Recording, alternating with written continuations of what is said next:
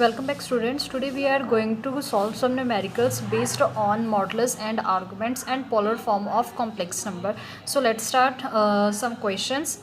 Find the modulus and argument of complex number z is equals to -1 minus under root 3 iota. तो हमारे पास एक complex number है -1 minus under root 3 iota. हमने क्या करना है, इसका मॉडुलस फाइंड करना है और आर्गूमेंट फाइंड करना है. ओके, मॉडुलस कैसे फाइंड करते हैं और आर्गूमेंट कैसे फाइंड करते हैं ये ऑलरेडी हम डिस्कस कर चुके हैं प्रीवियस वीडियो लेक्चर्स में.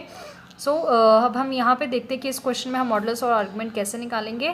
सबसे पहले हमारे पास कॉम्प्लेक्स नंबर है ये -1 minus under root 3 iota and we know that z is equals to x plus iota y. कि जनरली अगर हमने कोई कॉम्प्लेक्स नंबर लेना होता है तो हम कैसे लेते हैं, कोई अगर कॉम्प्लेक्स नंबर लेना हो तो हम उसको z की फॉर्म में लेते हैं. z is equals to x plus iota y. This is a notation of a complex number. Okay, so modulus क्या होता है, modulus is equals to r is equals to modulus of z and which is equals to under root of x square plus y square. तो यहाँ पे modulus की value क्या है हमारे पास, under root of x square plus y square.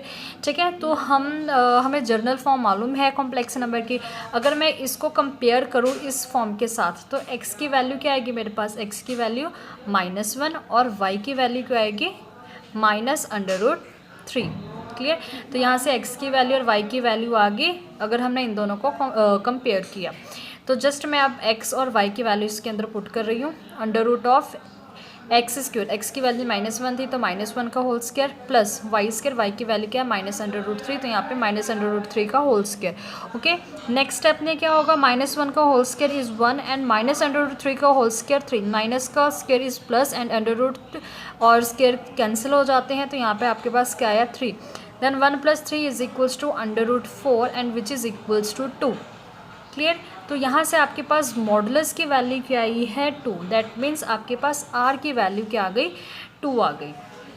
अब हमने क्या करना है, अब हमने एम्पलीट्यूड निकालना है या आर्गूमेंट निकालना है. तो हमें मालूम है कि आर्गूमेंट क्या होता है थीटा, बट हमें डायरेक्ट नहीं निकालना आता है. हम पहले क्या निकालते हैं, अल्फ़ा. अल्फ़ा की वैल्यू निकालने के बाद हम सबसे पहले ये चेक करते हैं कि जो कॉम्प्लेक्स नंबर है वो कौन से क्वाड्रेंट में आता है. देन हम वहाँ से थीटा की वैल्यू निकालते हैं. तो सबसे पहले हम अल्फ़ा की वैल्यू निकालेंगे. अल्फ़ा की वैल्यू कैसे निकालते हैं, tan inverse modulus of y upon x. Clear, अब हमारे पास y और x की क्या वैल्यूज़ हैं हम ऑलरेडी निकाल चुके हैं. x की वैल्यू मेरे पास -1 है और y की वैल्यू क्या है -√3. अब मैं जस्ट इसमें वैल्यूज़ पुट कर रही हूँ. y को किससे रिप्लेस कर दिया, -√3 से, और x को किससे रिप्लेस कर दिया, -1 से. तो यहाँ से आपके पास अल्फ़ा की वैल्यू क्या आ रही है, अल्फ़ा की वैल्यू आ रही है tan इनवर्स मॉडुलस ऑफ √3. तो मॉडुलस क्या करेगा कि √3 के साथ अगर कोई नेगेटिव साइन होगा तो उसको रिमूव कर देगा. तो यहाँ पे क्या आएगा आपके पास, जस्ट नेक्स्ट स्टेप में आप इसको ऐसे भी लिख सकते हैं, alpha is equals to tan inverse √3. Okay, अब हम ये चेक करेंगे कि जो √3 है वो कौन से एंगल पे आता है. तो √3 कौन से एंगल पे आता है, 60 डिग्री पे. ये आप लर्न करेंगे कि कौन से एंगल पे कौन सी वैल्यू देता है tan. तो tan 60 डिग्री पे क्या आता है मेरे पास, tan 60 डिग्री पे मेरे पास √3 की वैल्यू आती है. अब इस 60 डिग्री को अगर मैं कन्वर्ट करना चाहूँ किस में, रेडियन में, तो क्या वैल्यू आएगी मेरे पास, वहाँ से वैल्यू आएगी π/3. तो जस्ट आपको मैं शो करके दिखा देती हूँ 60 कैसा है. अगर पाई की वैल्यू मैं 180 पुट करूँ और उसको 3 से डिवाइड कर दूँ तो कितना आ रहा है कटिंग होने के बाद 60. क्लियर, तो यहाँ से क्लियर है कि जो π/3 है वो कितना होता है हमारे पास 60 डिग्री. तो यहाँ से मैंने क्या किया, √3 की वैल्यू क्या है मेरे पास tan 60 डिग्री. तो √3 को रिप्लेस कर दिया मैंने tan 60 के साथ. तो मैंने यहाँ पे रेडियन की वैल्यू चूज़ की तो यहाँ पे क्या आ गया tan π/3. सो tan इनवर्स से tan कैंसिल सपोज. तो मेरे पास जो अल्फ़ा है, अल्फ़ा क्या होता है एंगल्स. तो एंगल कितना आ रहा है मेरे पास π/3. तो अल्फ़ा π/3 आ रहा है. सो नेक्स्ट चीज़ हमने क्या देखनी होती है, नेक्स्ट हमने ये देखना होता है कि जो कॉम्प्लेक्स नंबर है वो कौन से क्वाड्रेंट में आ रहा है. अब यहाँ पे x की वैल्यू भी नेगेटिव है और y की वैल्यू भी नेगेटिव है. तो मैं x और y अगर नेगेटिव चेक करूँ कौन से क्वाड्रेंट में होता है, हम यहाँ पे देख लेते हैं. x की वैल्यू नेगेटिव और y की वैल्यू भी नेगेटिव. तो ये कौन सा क्वाड्रेंट है, थर्ड क्वाड्रेंट. अब थर्ड क्वाड्रेंट में मेरे पास थीटा कैसे आएगा, अगर मैं अल्फ़ा की वैल्यू को पाई में से माइनस कर दूं और साथ में माइनस का साइन लगा दूं, तो यहाँ से मेरे पास क्या आ जाएगा, थीटा की वैल्यू। सो देखते हैं हमने कैसे किया, हमने भी ऐसे ही किया एग्जैक्टली। अल्फ़ा की वैल्यू क्या थी, पाई/3। थीटा मेरे पास यहाँ जो कॉम्प्लेक्स नंबर है कौन से क्वाड्रेंट में आ रहा था, थर्ड, क्योंकि इसमें एक्स भी नेगेटिव था और वाई भी नेगेटिव था। तो हमारे पास थीटा की वैल्यू कैसे निकलेगी, minus of pi minus alpha. Alpha की वैल्यू पाई/3 पुट कर दी, पाई माइनस पाई/3, इसको जस्ट सॉल्व किया तो मेरे पास क्या आ रहा है, 2 पाई/3, और माइनस का साइन हम साथ में लगा रहे हैं क्योंकि हमने ये फॉर्मूले में किया हुआ है। ठीक है, तो यहाँ से थीटा की वैल्यू क्या आ गई, -2 पाई/3। Theta means argument. तो क्वेश्चन में हमसे दो चीज़ें मांगी थी, first is modulus that is r equals to 2 and second one is argument which is theta is equals to -2 पाई/3। सेम क्वेश्चन में आपको पोलर फॉर्म के लिए भी बोला जा सकता था कि आप पोलर फॉर्म निकालें, तो पोलर फॉर्म में भी आपको दो चीज़ें चाहिए होती हैं, एक r और थीटा। तो r की वैल्यू 2 है और थीटा की वैल्यू -2 पाई/3। तो मैं जस्ट आपको शो कर देती हूँ कि आप इस वैल्यू को किस तरह से पोलर फॉर्म में चेंज करेंगे। सो अगर इसको मैं पोलर फॉर्म में लिखना चाहूँगी तो क्या आएगा, x plus iota y is equals to r into cos theta plus iota sine theta. तो यहाँ पे देखें हमारे पास r की वैल्यू 2 थी और थीटा की वैल्यू -2 पाई/3। तो ये क्या आ गया, आपके पास पोलर फॉर्म आ गया। सो नेक्स्ट क्वेश्चन करते हैं, find the modulus and the argument of the complex number. Same process follow होगा क्योंकि यहाँ पे भी हमें मॉडुलस और आर्गूमेंट निकालने के लिए कहा है। तो z की वैल्यू मेरे पास क्या है, -√3 प्लस अयोटा। तो z की वैल्यू लिखी हुई है। वी नो दैट r कैसे निकालते हैं, r is also known as modulus. तो r is equals to modulus of z is equals to √(x² + y²। ये हमारे पास क्या है, फॉर्मूला है मॉडुलस का। तो अभी हमें यहाँ पे दो वैल्यूज चाहिए, एक x की वैल्यू और y की वैल्यू। तो x की वैल्यू मेरे पास क्या है, -√3 और y की वैल्यू क्या है, 1। तो इसमें मैं वैल्यूज़ पुट कर देती हूँ, x की वैल्यू -√3 और y की वैल्यू मैंने 1 पुट की। तो नेक्स्ट स्टेप में क्या आ रहा है मेरे पास, √3 का होल स्क्वायर इज़ 3 एंड 1 का whole square is 1। 3 + 1 is √4। Again r की वैल्यू मेरे पास 2 आ रही है। ठीक है, तो ये क्या आ गया मेरे पास, मॉडुलस। अब क्या चाहिए हमें, आर्गूमेंट। आर्गूमेंट का क्या प्रोसीजर होता है, थीटा की वैल्यू को हम आर्गूमेंट कहते हैं, बट हम एक्चुअल में थीटा नहीं निकालते, हम अल्फ़ा निकालते हैं। तो अल्फ़ा का फॉर्मूला क्या होता है, tan inverse modulus of y/x। So tan inverse की वैल्यू क्या आ रही है मेरे पास, y की वैल्यू देखते हैं हमने क्या निकाली थी, y की वैल्यू हमने 1 निकाली थी और x की वैल्यू -√3। सो यहाँ पे y की वैल्यू 1 और x की वैल्यू -√3, तो ये मैंने पुट कर दिया। सो मेरे पास जो टर्म बन रही है दैट इज़ 1/√3, क्योंकि मॉडुलस का साइन है तो मॉडुलस क्या करता है, नेगेटिव चीज़ को पॉजिटिव बना देता है। सो tan इनवर्स 1/√3, और ये मेरे पास कौन से वैल्यू होती है, अगर मैं यहाँ पे tan 30 डिग्री लूँ तो tan 30 डिग्री मेरे पास 1/√3 आता है।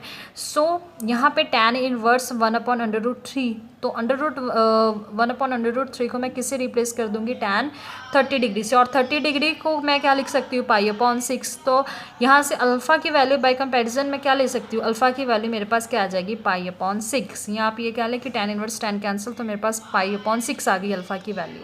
ठीक है, बट हमें मालूम है हमें क्या चाहिए, हमें तो एक्चुअल में थीटा की वैल्यू चाहिए। सो अब हम ये देखेंगे कि जो मेरे पास कॉम्प्लेक्स नंबर है वो कौन से क्वाड्रेंट में आता है। ओके, तो यहाँ पे जो कॉम्प्लेक्स नंबर है z, वो क्या है, -√3 प्लस अयोटा। तो x की वैल्यू नेगेटिव है और y की वैल्यू पॉजिटिव।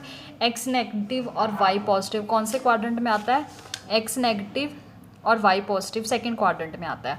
और सेकेंड क्वाड्रेंट में आपके पास x नेगेटिव और y पॉजिटिव हो तो एंगल क्या आएगा, पाई माइनस अल्फ़ा। अल्फ़ा की वैल्यू हम ऑलरेडी निकाल चुके हैं, जस्ट थीटा निकालने के लिए यहाँ पे मैं अल्फ़ा की वैल्यू पुट करके थीटा की वैल्यू डायरेक्ट निकाल लूँगी। ओके, तो यहाँ पे थीटा की वैल्यू क्या आ गई, पाई माइनस अल्फ़ा। पाई माइनस अल्फ़ा, अल्फ़ा की वैल्यू π/6 थी, तो जब मैंने आर्गूमेंट निकाला तो थीटा की वैल्यू क्या आ गई, 5 π/6। तो that will be your answer. Now next question is convert the given complex number in polar form. तो आपको क्या करना है, आपके पास एक कोई कॉम्प्लेक्स नंबर ये गिवन हुआ है, आपने इसको क्या करना है, पोलर फॉर्म में कन्वर्ट करना है।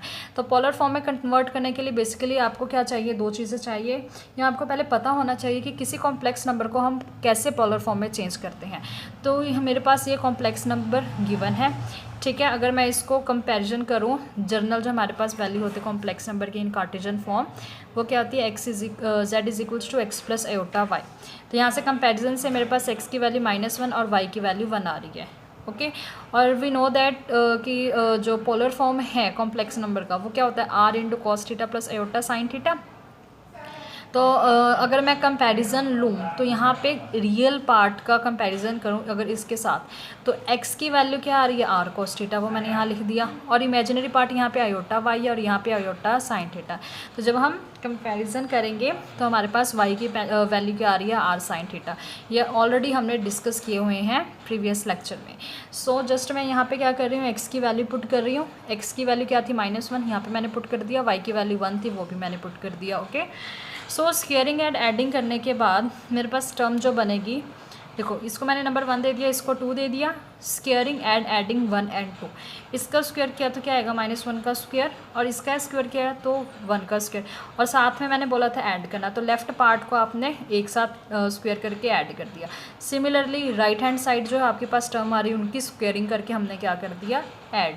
क्लियर। तो अब मैंने क्या किया, स्टेप सेकंड में आर स्क्वायर कॉमन निकाल लिया। तो आर स्क्वायर अगर मैंने कॉमन निकाला तो टर्म क्या बचेगी, cos square theta plus sign square theta. ठीक है। तो यहाँ पे मैंने जस्ट राइट हैंड साइड की टर्म को लेफ्ट हैंड साइड में लिख दिया और लेफ्ट हैंड साइड की टर्म को राइट हैंड साइड पे लिख दिया।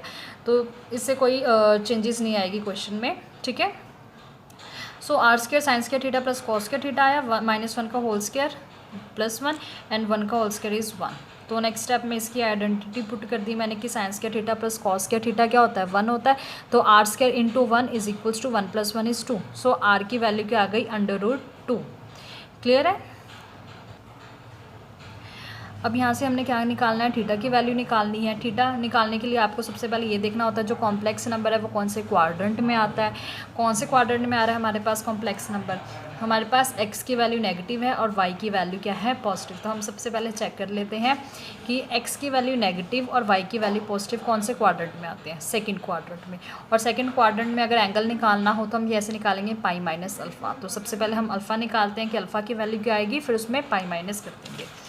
चलो, तो जनरल अल्फ़ा की वैल्यू क्या आती है, tan inverse y/x। tan inverse क्या है मेरे पास, y की वैल्यू +1 और x की वैल्यू -1, वो मैंने पुट कर दिया। तो term will be tan inverse modulus of 1। तो 1 की वैल्यू क्या होती है, tan π/4। सो कंपैरिजन से यहाँ से अल्फ़ा की वैल्यू क्या आ गई, π/4। और हमें ये चीज़ मालूम है कि ये सेकंड क्वाड्रेंट में है और सेकंड क्वाड्रेंट में जो एंगल है यानी कि हमारे पास जो आर्गूमेंट है थीटा, वो कैसे निकालते हैं, पाई माइनस अल्फ़ा करके। अल्फ़ा की वैल्यू π/4 है। So pi minus π/4 is equals to 3π/4। तो थीटा की वैल्यू क्या आ गई, डायरेक्ट 3π/4 आ गई। सो जो हमारे पास complex number in polar form वो क्या बन रहा है, z is equals to -1 + iota is equals to r into cos theta plus iota sine theta. तो r की वैल्यू √2 और थीटा की वैल्यू क्या आएगी, 3π/4। सो ये मेरे पास क्या है, एक पोलर फॉर्म। ओके।